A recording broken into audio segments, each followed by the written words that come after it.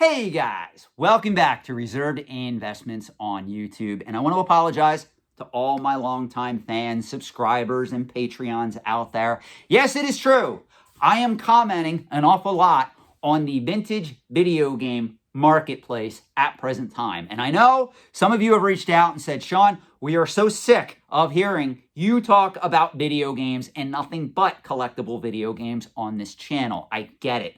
But right now, there are major transitions taking place in a lot of these markets, and it should come as no surprise that video games are taking the top spot. If you look at the market value of Magic the Gathering, and you combine that market value with that of Pokemon and also Yu-Gi-Oh!, you are still not going to get to the value that we are seeing in the vintage video game marketplace at present time in the year 2021.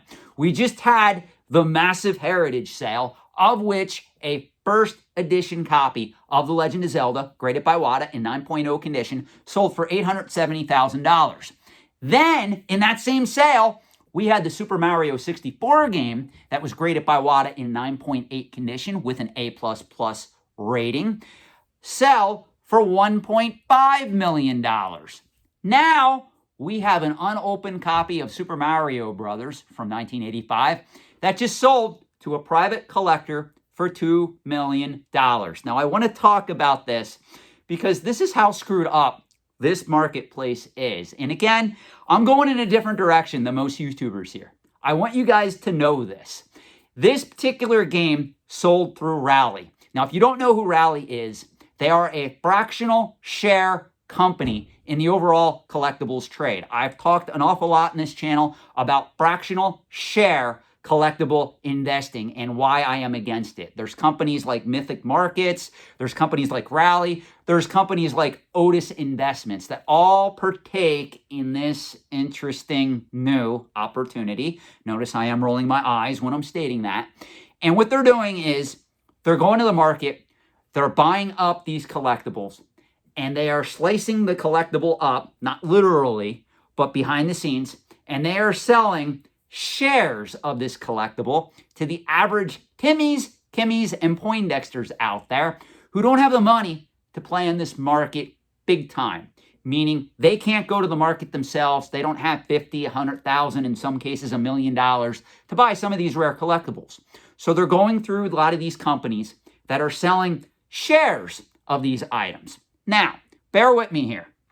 What happens is when the company owns this item and they pimp out the shares, for a lack of a better word, and all the Kimmies, Timmies, and Poindexters come running, they buy up the shares. If they get an offer to sell that collectible, what they do is they poll the shareholders of that collectible and they say, hey, in this case, we have this factory sealed unopened Super Mario Brothers game from 1985. We just got an offer for $2 million. Do you think we should sell it? If the majority of the shareholders say, you know what, you should sell it, we could all use that type of profit on an item like this, the company agrees to sell it. If the majority of shareholders say no, the sale does not go forward. Now, this is very interesting in this case because when Rally got the $2 million offer, they polled the shareholders who are invested in this game. And are you aware, this is what blows my mind, 25% of the shareholders that owned a piece of this Super Mario Brothers game, when the offer came in for $2 million, said, you know what, it's worth more. We don't want to let it go for $2 million. Now, obviously, the level-headed 75% of shareholders that voted yes, obviously was enough to be the majority and the sale went through. But you have to wonder, what is going through the mind of the average Timmy, Kimmy, and Poindexter out there who sits there and analyzes this market and says, you know, 3 years ago, a factory sealed copy of Super Mario Brothers wasn't even worth $100,000. Today in 2021, it's worth $2 million, and we think that's too low. We think a game like this should be worth more. Now, this is where I have to bring this up in this equation. Where are the population reports for an item like this? I'm sorry, we have been grading games like this for several years now through WATA. Where are these population reports? WATA How many copies of Super Mario Brothers are out there on the market that you graded in 9.0 condition or higher? That's what I would be interested in seeing. And I know you don't want to release that information because then we would know that this particular unopened copy of Super Mario Brothers is not worth $2 million at present time. So that's why I am completely skeptical of sales like this. I really think it's market makers, it's market manipulators who do not know what they are doing. And I also want to state this. I do think the sale is legit. I don't think a company like Rally, I don't think any of these fractional care companies would ever have a reason to lie about these sales because at the end, they do have to pay out the shareholders. Now, to be fair, Rally is going to be making a lot of money because they do take fees out of the gains that are going to be paid to these shareholders. So make no mistake, this is not like a mutual fund where there's a 0.03% charge or management fee or expense fee that's paid out of the fund. These fees are probably expensive. I mean, a lot of these shareholders are going to get hit with this fee now that this item's sold.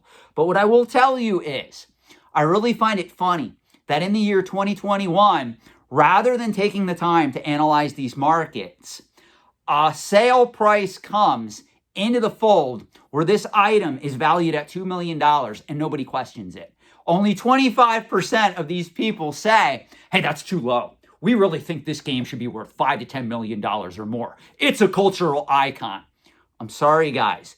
You are betting massively for video games to become the next big thing. And what you don't realize is it's already here. They are the next big thing. Take the millions of dollars and just let it go. Who cares where it ends up? At some point, we are going to get the population reports from WATA, hopefully, or another company is going to come into the fold. They're going to start grading video games. And guess what? Whoa, they released population reports. Look at this. This company just graded 8 copies of Super Mario Brothers in 9.0 or higher that are all factory sealed. What do you think is going to happen in the market at that point? I'm here to tell you, a factory sealed copy of Super Mario Brothers from 1985 is not on par with an Action Comics 1. Those of you that are making that equation are completely insane, and you do not understand how these markets work. At some point, when the amount of copies of this game becomes known, or when one of these auction companies like Heritage or Certified Link slips up and they allow 3 copies of Super Mario Brothers, factory sealed, graded by WATA, even if they're later production runs, and they're all graded 9.2, 9.4, 9.6, and they go up on auction together, a lot of these market manipulators, a lot of these starry-eyed speculators are going to go, whoa, there's 3 copies of Super Mario Brothers, and they're all graded, and they're all in this one auction. That really means Sean was right. That Sean guy from Reserved Investments, he called it. He said there's more copies than we realize out there. Could you imagine going into a comic book auction thinking that Action Comics 1 is rare? Which, to be fair, it is. From what we know, we have available population reports published by CGC, so we can see how many copies of that book were graded. But could you imagine if all of a sudden somebody found like 5 copies of Action Comics 1 and they just sent them all to CGC, CGC graded them, and they just updated the population report so nobody really saw it yet. And then in the next Heritage auction, there were 5 copies of Action Comics 1 that would range in grade from 4.0 condition all the way up to 8.0 condition. Do you have any idea how much chaos that would bring into the market? I don't think people realize that we are just in the beginning of this frenzy with graded video games.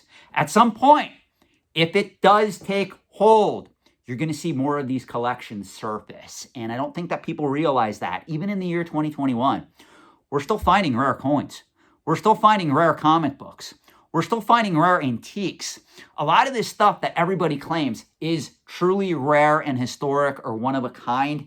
In most cases, if it doesn't stay historic or one of a kind, the market is going to adjust. And when it does, some of these high-profile collectors, speculators, and investors are going to get hit in the face very hard with a stale donut. And I'm here to say, I told you so. That's the end of the video today. Hope you enjoyed it. Have a great night.